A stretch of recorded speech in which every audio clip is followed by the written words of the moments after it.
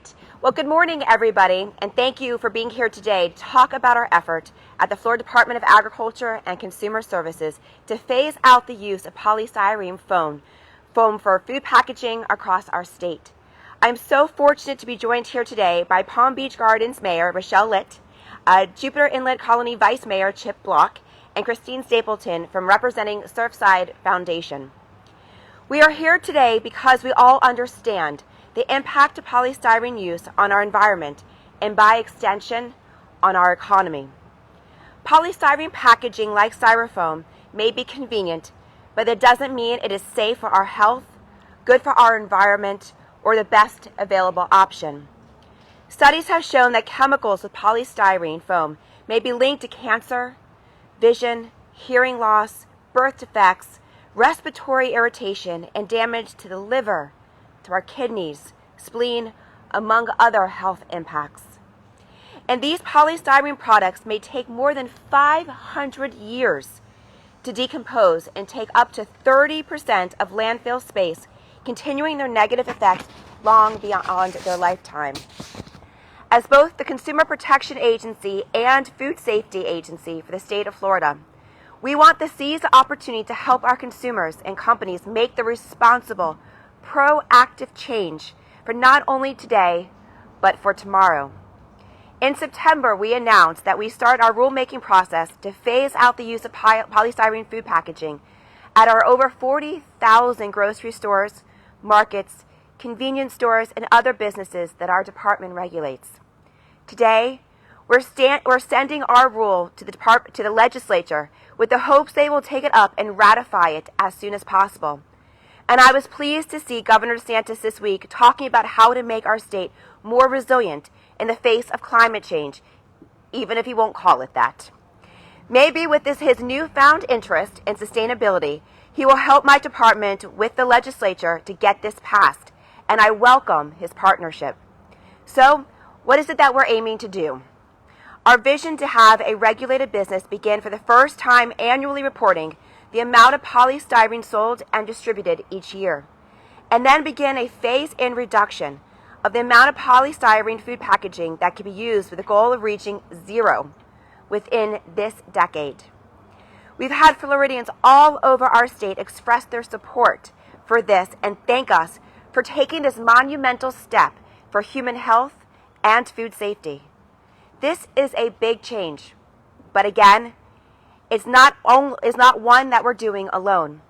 6 states have begun to fully phase out polystyrene, joining by local governments in 10 other states, including Texas, Virginia, Colorado, and Maryland. And I'm excited to have Mayor Litt here today on what she's been doing here in Palm Beach Gardens as well. And as I've said before, it is important that we develop a strong market for alternative products to help businesses make this change, and we are committed to working in partnership with the business community and to help in this transition. In some cases already, the price difference between traditional polystyrene products like a styrofoam cup and an alternative product can be as little as 1 cent. Even better, the alternatives can be cost-effective and can be made from crops grown right here in Palm Beach County, including hemp fibers and sugarcane extracts, moving us closer to a sugarcane green harvesting.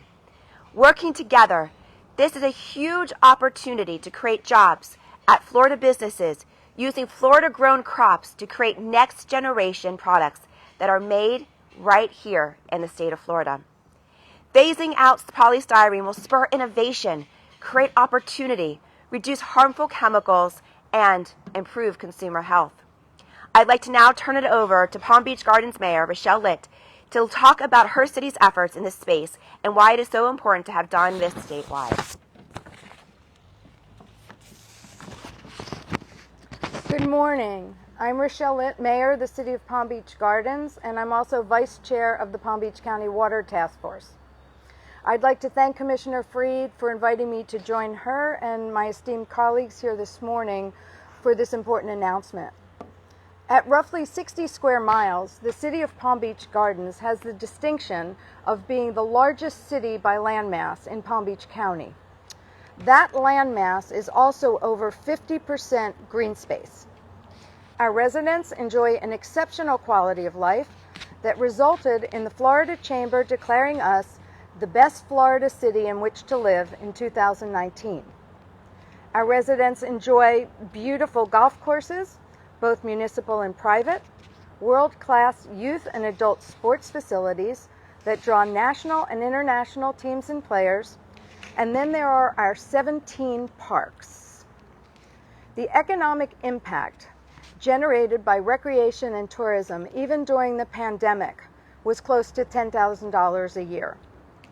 Our economy is driven by our local natural resources, which attract new businesses, visitors, and families to our beautiful city every day. To maintain that quality of life that our residents and visitors expect, we are committed to smart, sustainable growth, and we are committed to reducing our environmental impacts and promoting a sustainable community through initiatives focused on people, the planet, and the economy, with the overarching goal of promoting sustainability for future generations. So far, in 2021, our City Council passed 2 important resolutions to mitigate the personal and environmental impacts of polystyrene and plastics. Resolution 14-2021 passed in January. Having recognized the polystyrene products pose an environmental hazard to the health, safety, and welfare of our residents and visitors, as well as impacting water quality and surrounding wildlife, the Council unanimously voted to authorize the City Manager to administratively prohibit the use of polystyrene products on all public property within the city, and further directed the City Manager to negotiate to include no polystyrene provisions into all city contracts. Last week, on December 2nd, at our council meeting, we passed Resolution 69-2021, prohibiting balloons, glitter, and confetti products on public property to further protect our environment and marine life from the devastating effects of non-biodegradable plastic.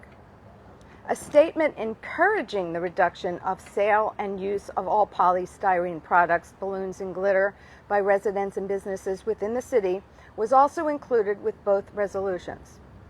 It's precisely because state statutes have preempted our ability at the municipal level to regulate these products anywhere except on public property that the rulemaking initiative announced here today by Commissioner Fried is so important and will be a game changer in reducing the harmful effects of these products on our bodies and environment across the state. Thank you so much, Rachael, for your leadership and that of Palm Beach Gardens to move us forward into a more sustainable economy. Now I'd like to introduce Chip Locke, Vice Mayor of Jupiter Inlet Colony. Thank you. I'm not here to talk about polystyrenes. I applaud Commissioner Fried's efforts on polystyrenes. I'm here to applaud her for all of her efforts on the environment on behalf of Sustainable Palm Beach County, of which I'm Vice President, which promotes sustainable projects in Palm Beach County. I'm Chairman of the County Water Resources Task Force. My very able Vice Chairman is here. And I am the Vice Mayor of Jupiter Inlet Colony, and we like to call ourselves the greenest town in Florida. And we've spent over $10 million in a town of 400 people to ensure that we are. We are currently pursuing platinum LEED status and will be one of the few towns in Florida, should we obtain it, to be so recognized. Yesterday I attended virtually a meeting of the Land Acquisition and Reclamation Committee or Council of the Florida DEP, and I was reminded of all the great people in Florida who are working to help preserve our environment and enhance our environment and ensure our quality of life in the future. It really gave me a boost, because when I first moved here 15 years ago, I felt like we were pushing a boulder up the mountain. Now I feel like there are a lot of us pushing that boulder up the mountain. And it's great to have a leader like Commissioner Fried, who is leading the way in efforts like this and all the other efforts that she has introduced to protect our environment. So thank you very much. Thank you. Thank you so much again, Chip, for your support and your advocacy on the environment. Last but certainly not least, I'd like to turn over to Christine Stapleton to speak on behalf of the Surfrider Foundation, who we have been so fortunate to have been working closely with us throughout this entire rulemaking process. So thank you again for your help. Again, I'm Christine Stapleton. I'm representing Surfrider, also a surfer. Polystyrene is one of the most toxic and common forms of litter that Surfrider finds when we do our beach cleanups. It is especially toxic because, as the commissioner said, it takes hundreds of years to break down. So it is often incinerated, which releases the toxic chemicals that make polystyrene into the air. And it's particularly troubling because it is so light that it often clogs our storm drains and washes up on the beaches or blows onto our beaches. It is particularly dangerous for marine life because it breaks down into smaller pieces, and marine life eat these thinking it's food, fish, turtles. And it breaks down further into substances called microplastics. And researchers are finding that microplastics are in all of the oceans in the world and are a very serious pollutant. Now, these we know are very serious problems, but there are some simple solutions. And Commissioner Fried has proposed one of them with this rule: stop plastics at the source. And by passing this polystyrene rule, lawmakers will show Florida citizens that they hear the demands to protect the marine environment and they are willing to take action. They're also willing to protect Florida's marine economy, the industry, the marine industry, and water-related tourism and recreation pump tens of billions of dollars into Florida's economy every year and create tens of thousands of jobs. Part of solving the problem is also for individuals to recognize how much polystyrene foam they use. It's used by grocery stores to wrap our fruits and vegetables, protect our eggs. We drink coffee out of polystyrene cups. And so Surfrider would like to applaud Commissioner Fried for taking this action. We know it's an uphill battle. And we also encourage lawmakers to pass this rule to phase out polystyrene over the next 3 years. We know it only applies to grocery stores and other businesses overseen and regulated by the department.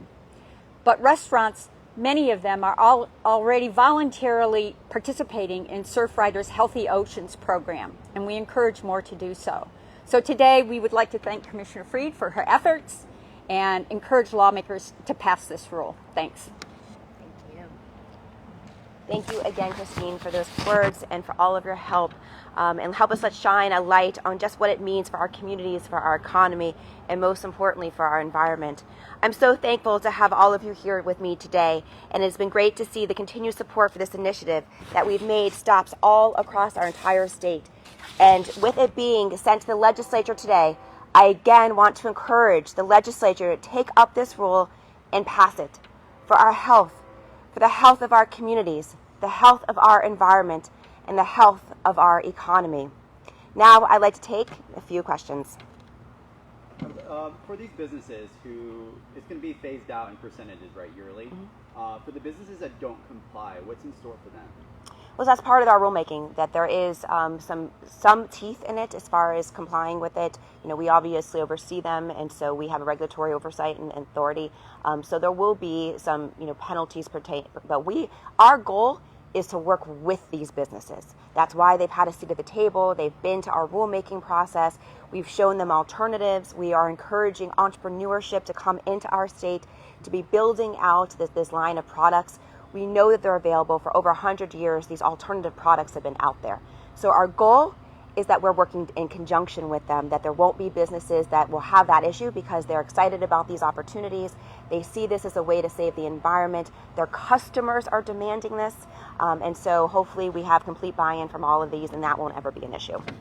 Commissioner, can you talk a little bit more about the crops process? You said that you could help create more jobs. What would that process be like? Where would those, farmland or plants, or wherever they Yes. where would that be, and how would that all tie So we're already seeing it. We're already seeing it in some of the companies here in Palm Beach County that basically they can take, and something that I've been championed since I became commissioner and beforehand, the hemp fibers, which is why I was so excited to bring hemp here into our state. I've said it's going to be a $20 to $30 billion industry. This is part of it.